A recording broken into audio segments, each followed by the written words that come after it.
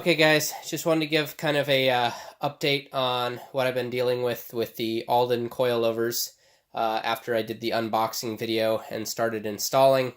Another member who's also, I believe, installing these on the C5 noticed when he brought the perches down to take the tension off the springs, his rebound rates didn't seem quite right.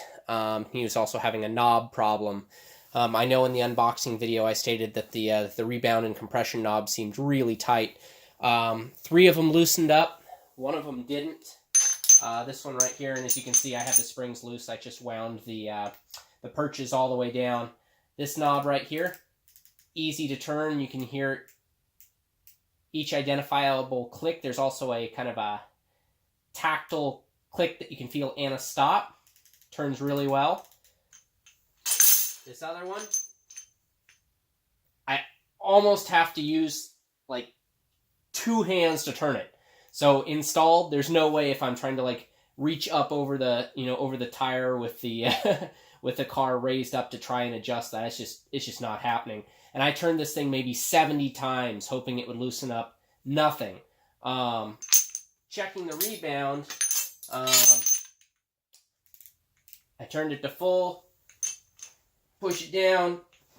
Rebound 1, 2, 3, 4, 5, 6.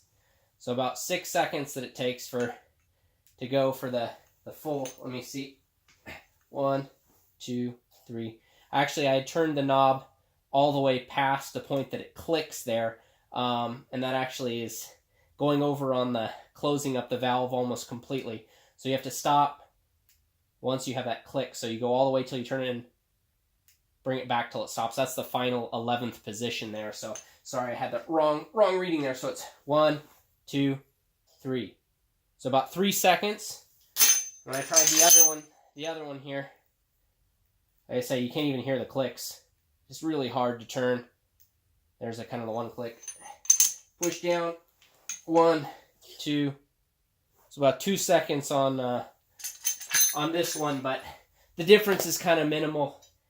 They sent me a replacement for the one with a hard knob. Here's the replacement that I received. I haven't shipped that one back to them yet. Perfect on the clicks.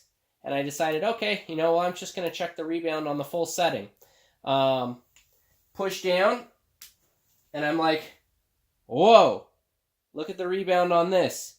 I mean, it's going to take probably a full 10 seconds to get to the top. I tried pulling it. It's still really stiff. So I go down. I'm pulling. I can't pull it up. This rebound is working great.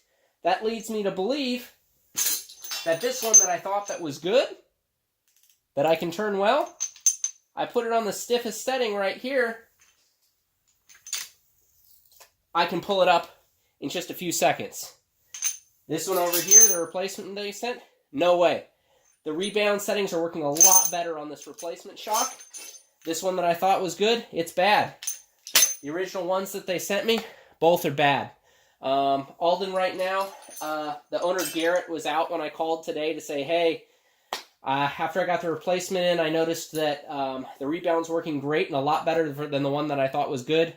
Can you send me out another one? I had to pay another $200 because I'm still holding on to the shock until they send me the other one. So I'm $400 into it right now on deposits for the shocks till I get the other one. So they said they're going to send me out a shock. Haven't got the tracking numbers yet. I have to keep calling them for updates on the tracking, but they are sending them out when they send them out. It's just hard to get the tracking. The one thing that's just, I don't know if it's that big of a deal.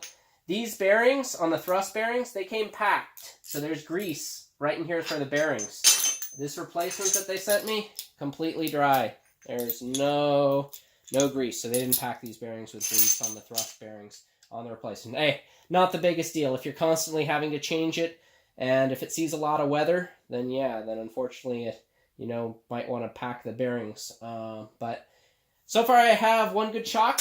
Unfortunately, I installed the front shocks already, so what I'm going to do right now is I'm going to pull the shocks off the front to test them, because the last thing I want to do is, have them all installed and realize the fronts are bad. So this is kind of the trials of dealing with, you know, affordable coils. But I mean, I have to say, so far the customer service has been pretty darn good. I just wish that the quality assurance on Aldan would be a little bit better. That they would actually check the shocks before they just shove them in a box and throw them out.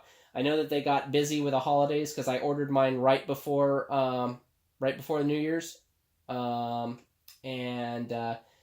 New Year's they shipped them out, and they said they had a whole bunch of orders. They were backlogged, so maybe they just threw stuff together and didn't quality assure it, or didn't test it, which is possible because like I said, I know there's another forum member with a C5 that's having problems as well with his shocks. So his might be from the same batch, but this one, the replacement that they sent me, looks good. I'm hoping that will work out, and